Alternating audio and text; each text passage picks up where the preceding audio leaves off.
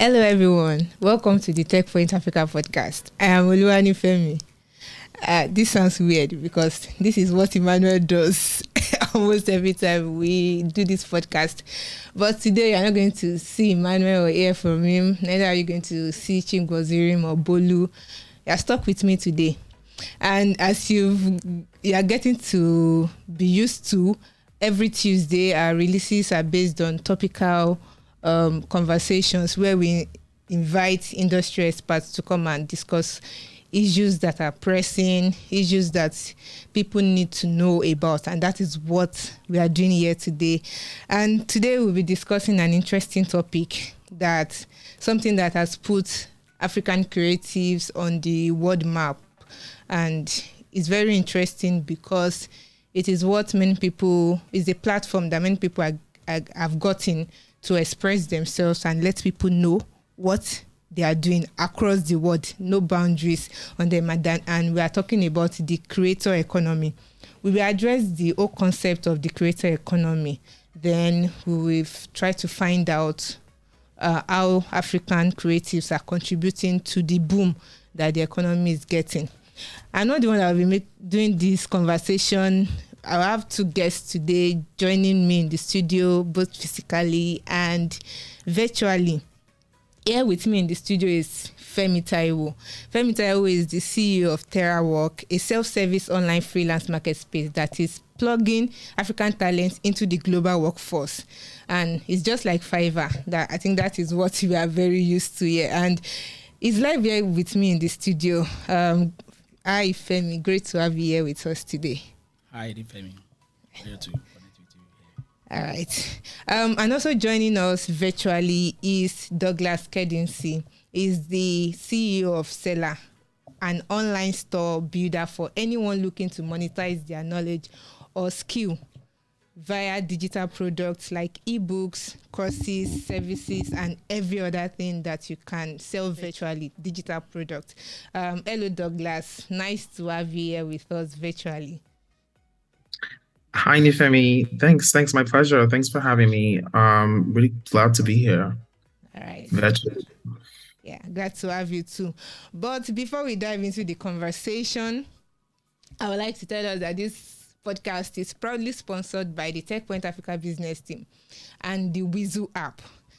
The Wizu app is an innovative solution that gets you paid for every time you report a traffic violation. It's like you're getting paid for being a snitch. You don't get stitches, you get paid. So when you download the app on the Google Play Store, it's yet to be on the Apple App Store. But for now, it's on the Google Play Store. When you download it, you can capture any traffic offense on the road. Maybe somebody ran the red light or someone is trying to bribe a traffic official. So you just capture it either as a photo or the video, then you send it to them, and you get paid. Like you get a cut from the fine that person gets. Right? It's cool. So you can go ahead and download the app. Let us know what your experience is on the app. We're not saying you should get some people in trouble for doing nothing. Don't go and capture somebody's split number that is parked in their garage.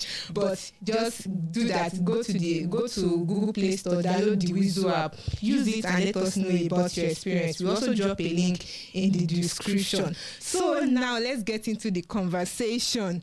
For the uninitiated, let me start with you, Taiwo. What we've always known is the gig economy. I think it took a lot of time to get used to. But now, while we are still trying to get used to that, there's the creator economy, or they call it the passion economy. So as a person that works in the field, mostly for the gig economy, but founders try to find a way to move into what is trending. So what do you think, how would you explain the creator economy, and how does it differ from the gig economy? Well, thank you, Nifemi, for the question. And let me try to answer it not, in the academic way, but, as pragmatic and as practical as it can be. First, I would say gig economy, it has had many names. You could call it freelancing. You could call it short-term employment.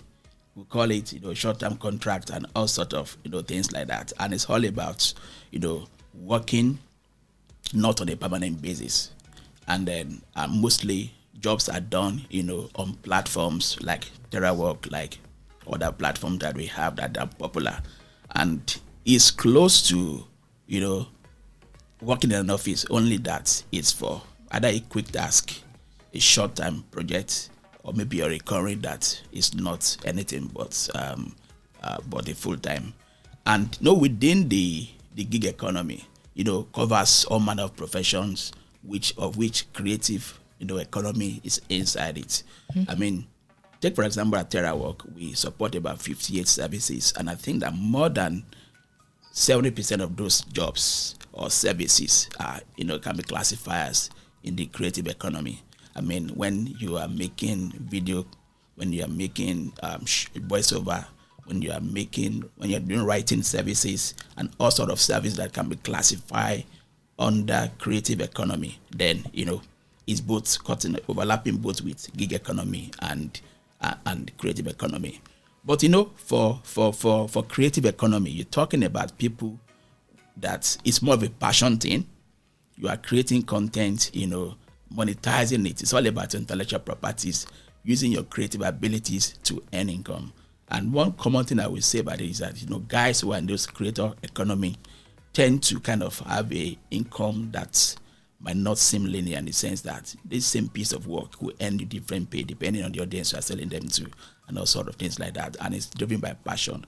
You see them trying to, maybe somebody who's a celebrity and he has his own, league of followers, try to leverage that to get more than necessary or usual or common thing. Those are the things that we say, a major difference. Whereas for gig economy, it could necessarily be that you are offering services that we can't really classify under, the creative economy. Take, for example, you are doing things like legal services or accounting, as the case. Even some tech project could be maybe troubleshooting a problem. We can classify that. It's when you are using tech to create a new feature that you can put that under creative economy. I hope that helps. Yes. You mentioned some basic points around how you get to learn, how you get to earn. Sometimes you don't get to be paid for your passion when you're in the gig economy, right? But when you're in the creator economy, people know that this is what you like to do, so you get paid for it. Then you mentioned a very important point about it depends on the audience, that your pay depends on the audience, right? So that's why I'll go to Douglas now. You have a platform that helps people to get their digital product to the faces of audience. So from your own point of view, how would you classify the creator economy? Would you say the gig economy is, if you want to put them on a scale, would you say the gig economy is way above the creator economy, or this overlapping is just something that will blend later in the future? I think from what we've learned, and I think from just the industry so far, the creator economy, or the passion economy, and I guess as other people call it, has sort of been like a step in addition to the gig economy. So I mean, in terms of like typical jobs, a lot of people in the gig economy, we had this scenario by like Uber and things, people have created apps, and then if you want to do a job for somebody, people maybe make a post and then you apply for the job and then you get the job. However, still in the pursuit of people getting like financial freedom and also just really owning their time, the passion economy has come up where, unlike a system in the gig economy where you don't really own anything, and then a lot of the work that you do is based on like people making requests and all of that, and the commission is not even fully owned to you. With the creative economy or the passion economy, you get to create your own value. You get to have your own audience. It's yours, and you also, and in that like scenario, you also get to monetize that audience your own way on your own terms. I think those are one of the very key things to like differentiate this two here. So I'll give you an example. In the gig economy now, when you do a job, you need to be present. You need to do that with your time. However, with like things that people do in the passion economy or the digital products, you create an ebook once, you put it out. You don't have to actively write an ebook for somebody every time. Does that make sense? You can create a course. The course is like a lifelong thing. You can monetize your audience in that way. And in the gig economy, you don't really get to monetize an audience. And even if you bring in an audience from your following to the gig economy sort of swallows your audience because it's typically like a marketplace and then you don't own anything. However, with the creator economy, you just I keep saying creator. I'm just gonna stick to creator for all through the interview. But you get to keep your own audience, you get to monetize your own audience on your own terms, and you get to enjoy that experience. I guess those are key things I would say to differentiate them. That's deep in a way, because for anyone that is listening to this now, if they are going to choose where they will play in, they probably choose the creator economy because they get to be the face of whatever it is they are producing. When it comes to freelancing, you might not be able to put a face or own whatever it is you're producing.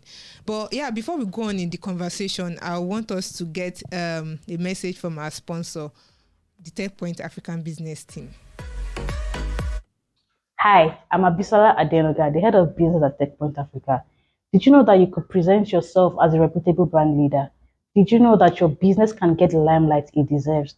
Now you do. Using TechPoint Africa's marketing tools, we can put you in the faces of a large audience for brand awareness and thought leadership. To do this, reach out to us by sending an email to business@techpoint.africa or click on the link in the description below. So are they just going to cut this in?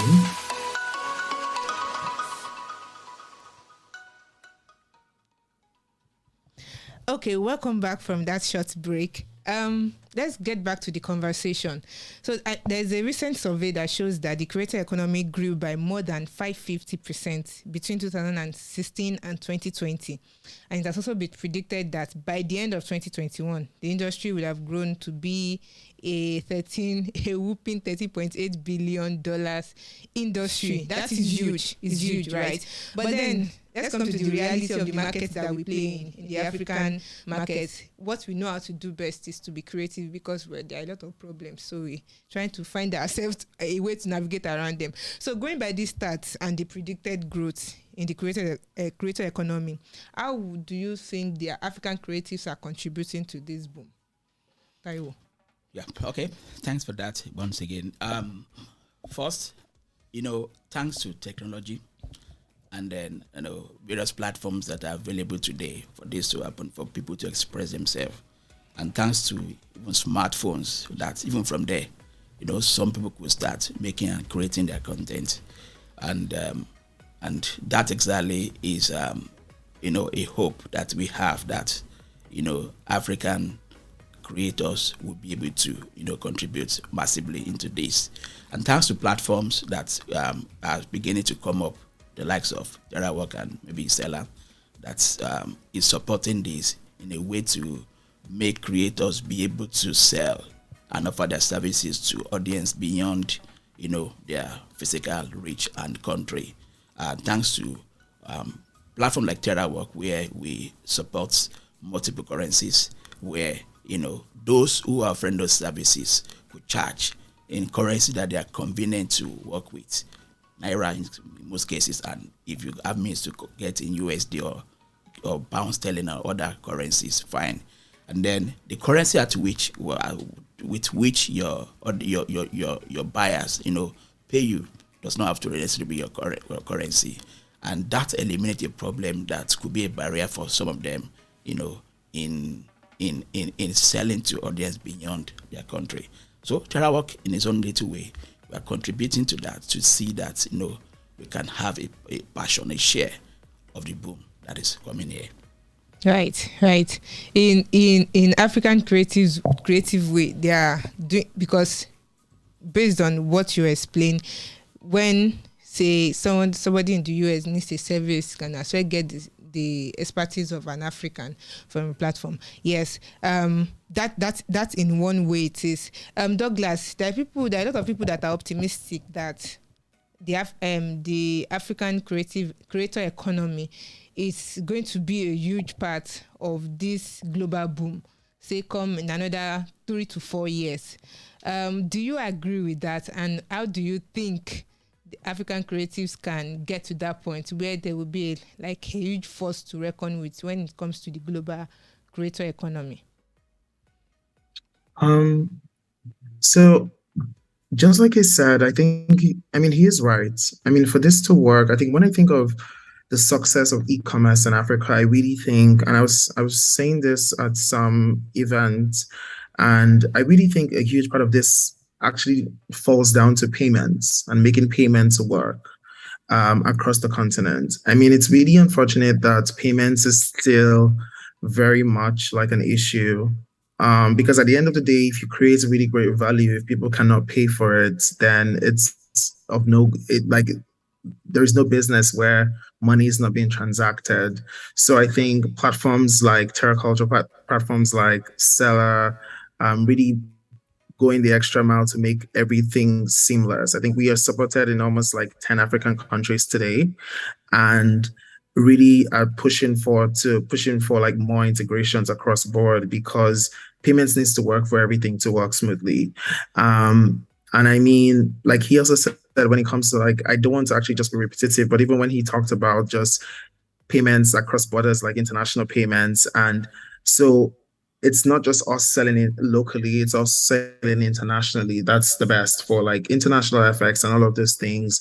And I see that playing a big role in how we push and how the creator economy grows a lot. And I mean, even when it comes down to, the last thing I would probably mention would be investments. I think investments in more platforms, investments in more funds that support creatives will definitely help in boosting the creator economy of Africa. Thank you for that. Thank you for that. It's great that you mentioned the issue of payment, and it reminds me of an event that TechPoint is currently planning, that is scheduled to hold on the 26th of November. It's a Saturday, it's a weekend in November, and the event is the FinTech Summit, which we discuss the FinTech in everything. That is basically the theme, the FinTech in everything. Your platform wants to make payments seamless to gig workers. Selar is trying to make sure the digital product of creatives in Africa gets to larger audience and they get paid for it. So we are going to be discussing things around financial inclusion, embedded finance, DeFi. The thing is, embedded finance is like a huge part when it comes to creating digital products in Africa, and this is one of the things we'll be discussing at the FinTech Summit that will be holding on the 26th of November 2022. The early bird ticket is currently on, and you can visit fintech.techpoint.africa, fintech.techpoint.africa to get your ticket. We also drop the link in the description so that you can go and get more information on the event. And I want to know, I think I should go back to Douglas now. I want to know because given how the creator economy is really attracting creatives, because, well, it is like you just give people a chance to say you can get paid for whatever it is you can do. Either you are making noise, or you are singing truly, or you know how to do skits or something like that. There are platforms, there is YouTube, for instance. YouTube is a huge part of the contributor to the creator economy. But what would you say when this economy is getting, will I say, crowded? Because everyone wants to be heard, everyone wants to be seen. So how would you advise that a person that is just coming into the creator economy can, what would you advise that person can do to be able to have an edge and be a contributor, or somebody that we gain from this $1 billion estimated industry?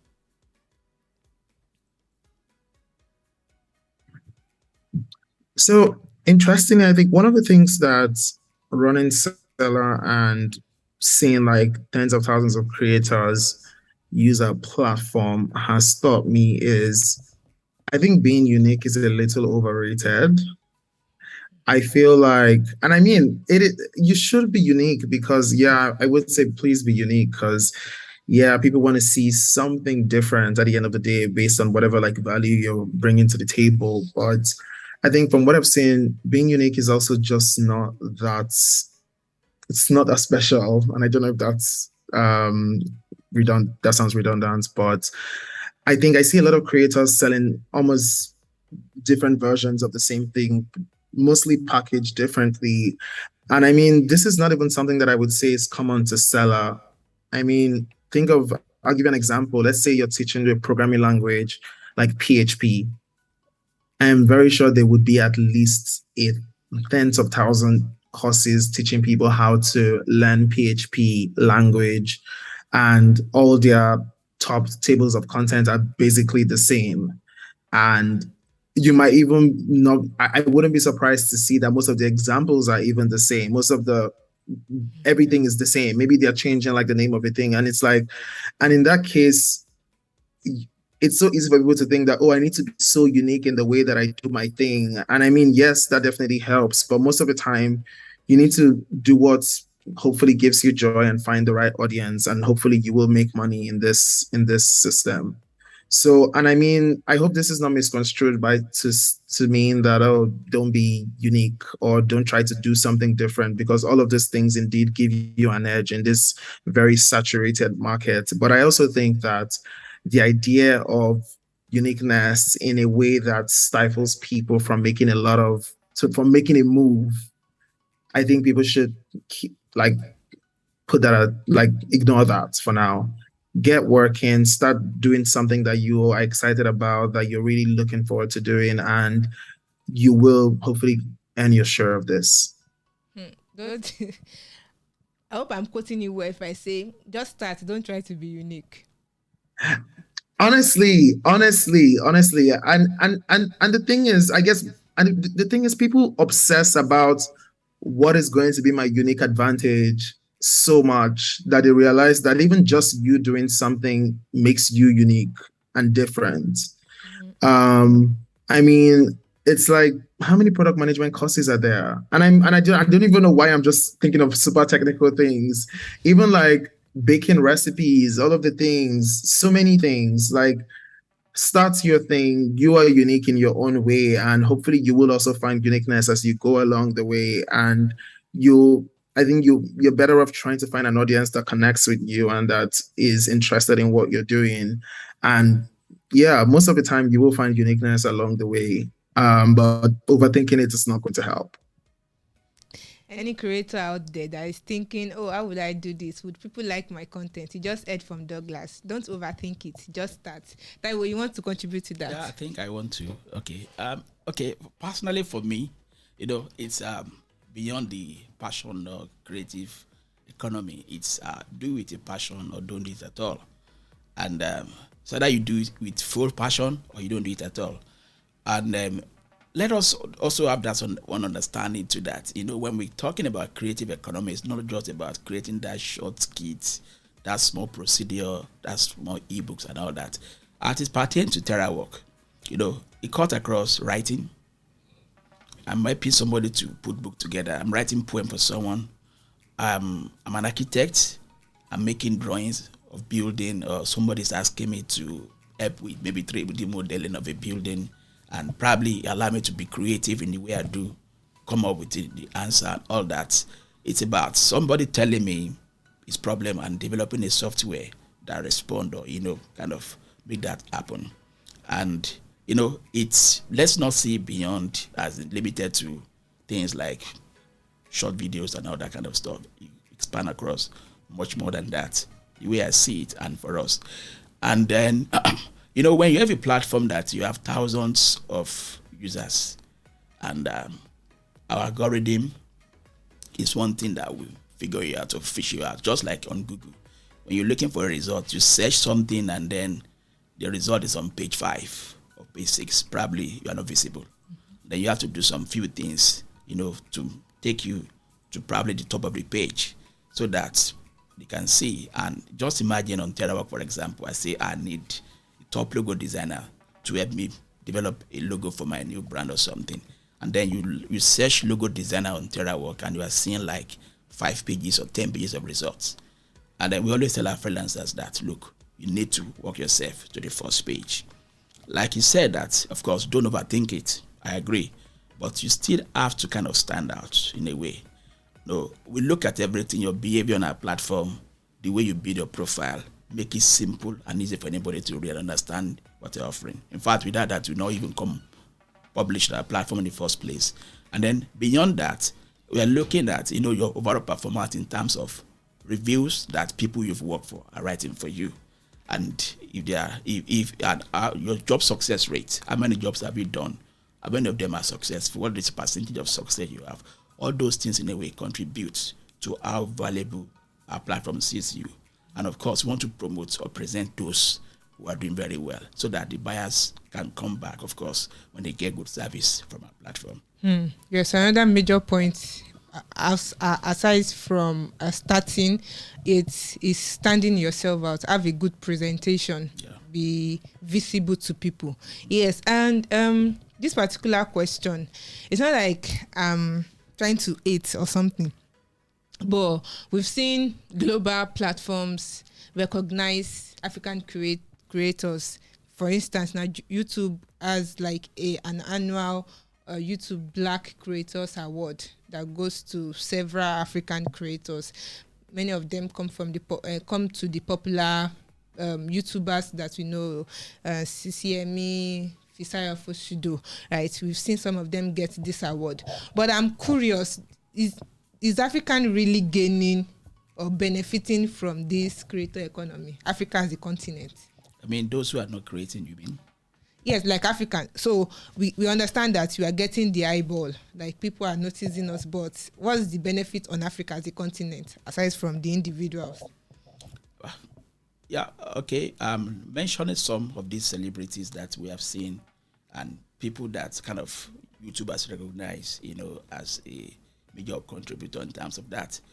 It also means that they could advertise your product for you and for me, and then you have the visibility that you need.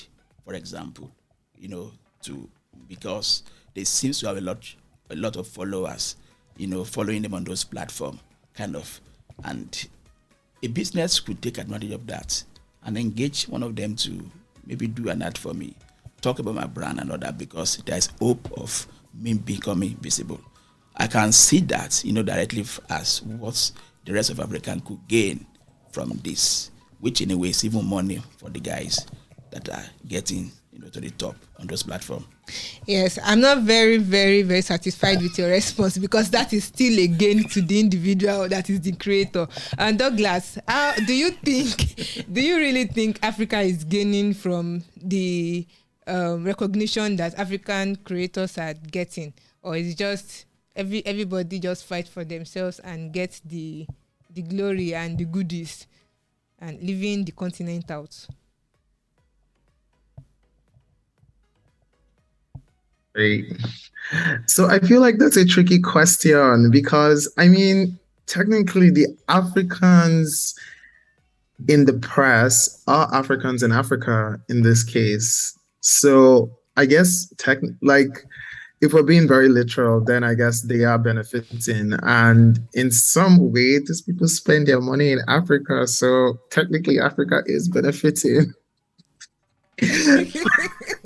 I mean, that's a very like shady, broad answer in that way, but but I think it definitely still helps. I mean, I think seeing Tayo Aina, who's also like a creator on Selar, and also CCME, like be recognized on a global level and for their work, for their talent, it definitely still helps other African creators that are coming to also get that same kind of respect in the long run. I really think that matters a lot in the grand scheme of things, if you ask me. Yeah. I'm a little bit convinced, but that is something I understand now. So for one, it brings recognition to Africa as a continent, and people recognizing when it comes to more people that wants to come into the scene, they will be encouraged in a way. And then when people want to view Africa in a way, then those are the people that are influencing the way. Okay, now I think I'm convincing myself. Yeah, I get that. Okay, yeah. So let's at this point discuss what do you think might be the odds on the way for African creators to enjoy this boom that the creator economy is experiencing? Any challenges that they might be facing? Yeah, okay. They should come out and then, register with the right platform that we springboard them into this boom. Kind of.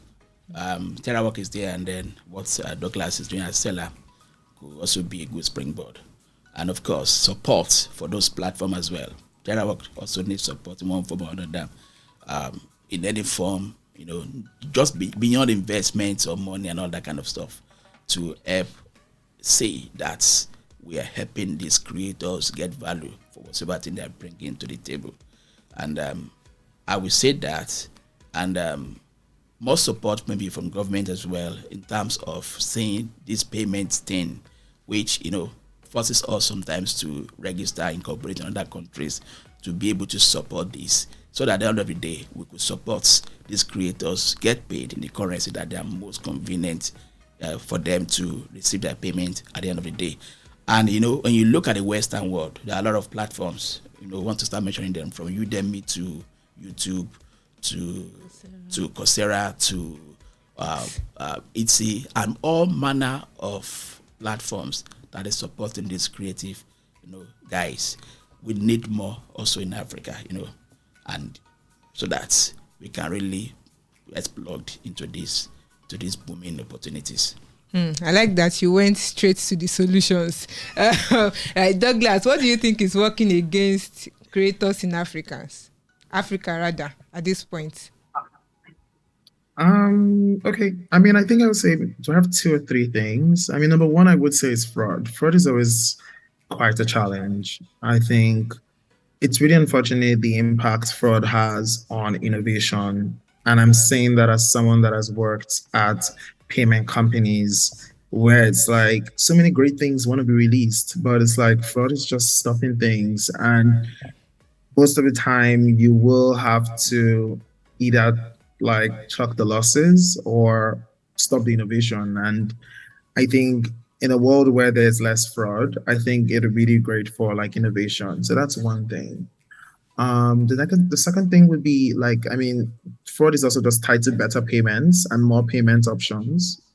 I think right now, payments via Flutterwave for Kenyan shillings has not been available for a while now, and there are almost zero to no other alternatives, and that limits a lot of companies that are trying to collect payments in Kenya, and it's very unfortunate. But we need more companies or we need more systems that support better payments and that are available. And that's one of the reasons why I just really love and respect Flutterwave, because like the work that they have done in making everything work is not easy, and it's not a small feat, and they deserve all the respect.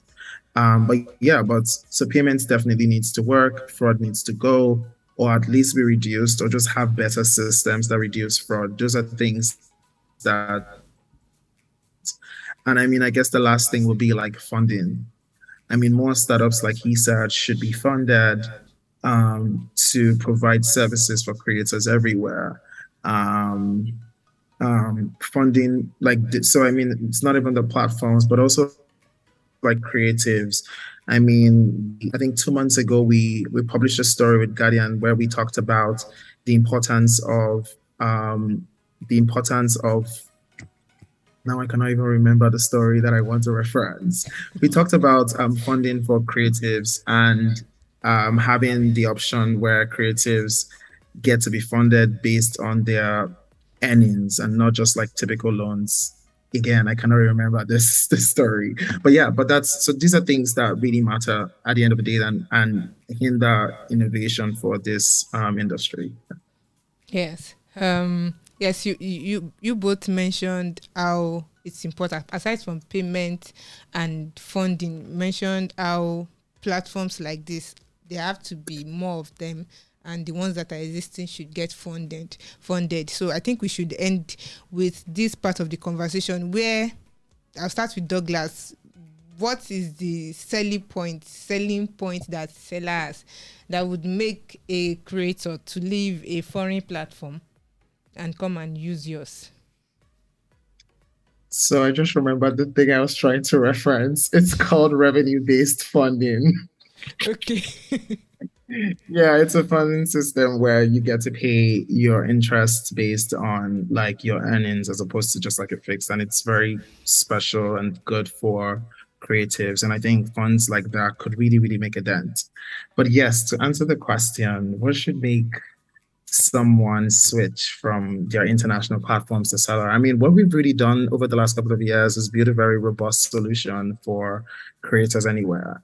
So whether you need a sales page builder to sell your digital products, you have that. Whether you want to do anything cost, so basically anything you want to do, it's done. But then also in addition to that, we've also just done a lot of work in understanding the Nigerian system and making it work. So today we have payments in about 12, 13 currencies: Naira, Ghana cedis, Kenyan shillings, South African rands, dollars, pounds, South Africa,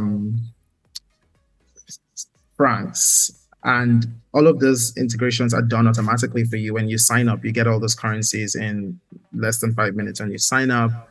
We make it very easy for cross-border trade. I think one of the biggest trends that we saw over the last year is that a lot of the products Nigerians sell, they not just sell locally, but they also sell internationally to other African countries. And this is something that we power and we're very excited about.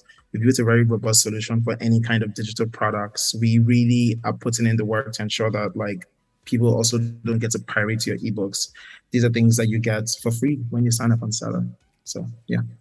Yes. So thank you very much for that, Douglas. Let's end with you. Yeah. Femi, Okay. what is the selling point that at TERAWORK has? Well, okay, I think payment too. We mentioned we support 14 currencies altogether, 5 from Africa. That is Naira, Ghana cedi, Kenya shilling, South Africa rand, I think Rwanda currency, and then the rest are from Europe, America, and Asia. And then so for buyers who are coming to use our freelancers, they have option to pay with any of these currencies, and our system does automatic conversion so that the freelancers can get paid, in their local, at least 5 from Black Africa. market prices or official rates. And so to get it settled for them, at least they get paid, and they get paid at good rates. Second is a commission we charge. If you compare us with the rest freelance platform that's all there out there, we actually charge the lowest. Compared with them, between 7 and 13%, which is quite low compared with like average of 20% that you do on similar freelance platform, abroad.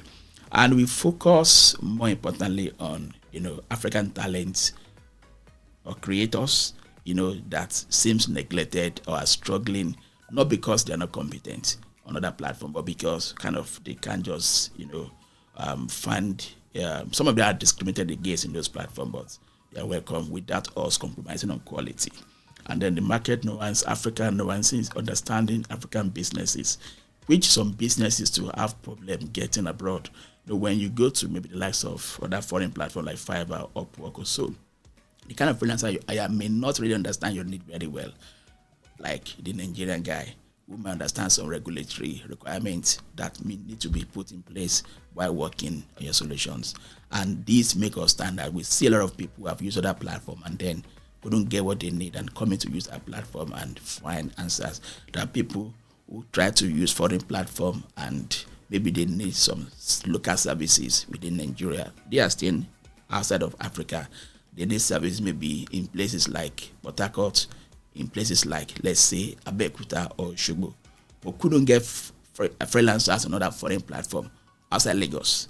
They find us, kind of. So in terms of penetration and all that, I think we have some edge that could make us more attractive in all those regards and compare with other platforms. Yes, thank you very much, Femi.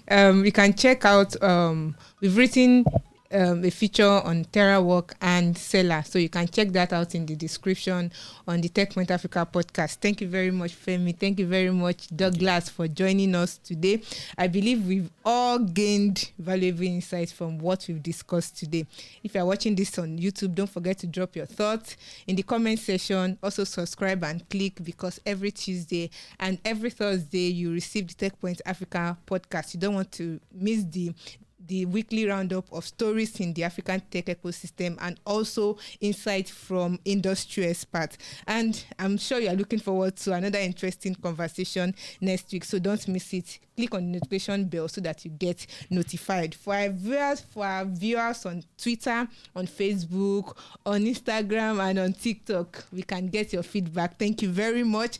And you can listen to the Food Podcast on Google Podcast, Apple Podcast, Spotify, iHeartRadio, and everywhere else you get your podcast. Thank you once again for joining us. Bye. Thank you. Thanks for having me.